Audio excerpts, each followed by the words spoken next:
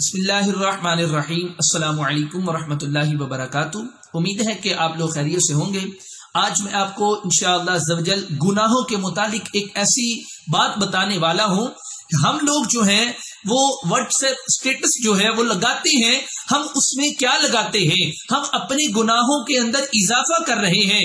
ऐसी कौन सी चीज है कि जिसकी वजह से मेरे दोस्तों हम अपने गुनाहों के अंदर इजाफा करते जा रहे हैं?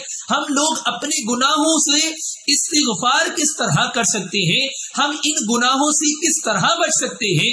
आज मैं इंशाअल्लाह इसके मुतालिक आपको बयान करूंगा। अभी मेरे दोस्तों सबसे बड़ा गुनाह जो हम करते हैं व्हाट्सएप के अंदर वो है स्टेटस।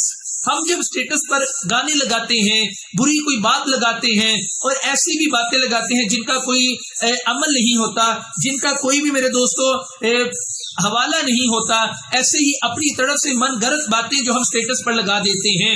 मेरे दोस्तों गाने के बाद मैं बात करता हूँ, गाने पर मैं बात करता हूँ।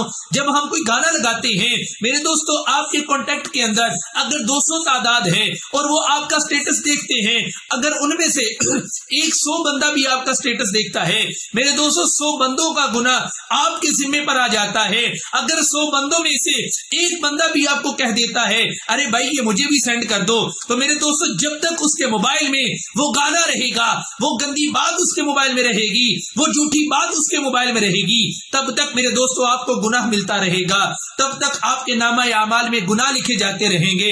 मेरे दोस्तों इस बात का अंदाजा तो कीजिए, अगर हम किसी को गुनाह की तरफ, नेकी की तरफ बुला नहीं सकते, हम किसी को गुनाहों की तरफ बेचते क्यों हैं? हम किसी को गुनाहों में माइल क्यों करते हैं? हमें चाहिए कि अगर हम किसी को गुनाहों से रोक नहीं सकते तो हम उसको फिर गुनाहों में डाल क्यों देते हैं? हम अपने व्हाट्सएप के अंदर ऐसे स्टेटस लगाते हैं कि जिसकी वजह से वो बंदा गुनाहों में मुब्तला हो जाता है। मैं आप लोगों से हाथ जोड़कर इस बात की गुजारिश करता हूँ, अपने गुनाहों उस बड़े स्टेटस को दूर करके अल्लाह ताला की कुरान मजीद की रोजाना एक आयत लगाया करें, ताकि अगर कोई बंदा कुरान पढ़ता है उसके कुरान पढ़ने की बरकत से अल्लाह ताला उसको भी अजर अता फरमाए और आपको भी अजर अता फरमाए। अगर ये नहीं कर सकते तो रोजाना नबी करीम रऊफुर रहीम सल्लल्लाहु ताला अलैहि वसल्लम की जात पर दुरूद पाक ही पढ़ लिया करें, ताकि दुरूद पाक पढ़ने की बरकत से अल्लाह ताला आपके नामा अमाल में अजर तो लिख दे,